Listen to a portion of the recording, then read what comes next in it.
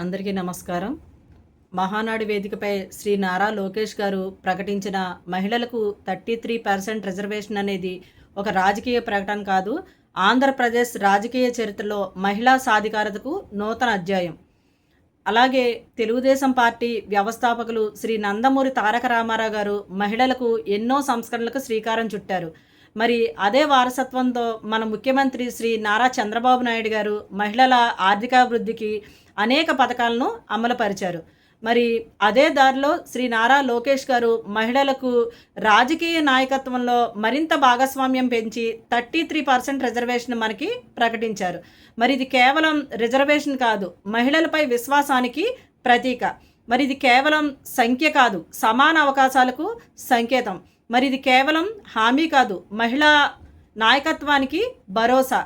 మరి దేశంలో ప్రతి కుటుంబాన్ని నడిపించే శక్తి మహిళ. మరి అలాంటి మహిళ రాజకీయాలను కూడా నడిపించగలదు అని బలంగా నమ్మిన పార్టీ తెలుగుదేశం పార్టీ. మరి అలాగే విద్య, వైద్యం, వ్యాపారం అన్ని రంగాల్లో కూడా మహిళలు తమ ప్రతిభను కనబరుస్తున్నారు. మరి అలాంటి మహిళలు రాజకీయ నిర్ణయాల్లో కూడా భాగస్వామ్యం కల్పించడం ద్వారా ప్రజాస్వామ్యాన్ని మరింత బలపరుస్తుంది.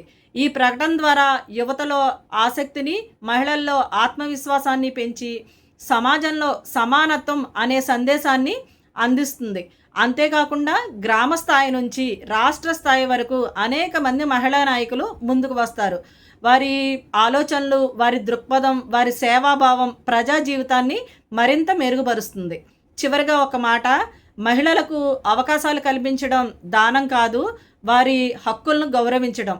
మహానాడు వేదికగా తీసుకున్న ఈ చారిత్రక నిర్ణయాన్ని మేమందరం కూడా హృదయపూర్వకంగా స్వాగతిస్తున్నాము.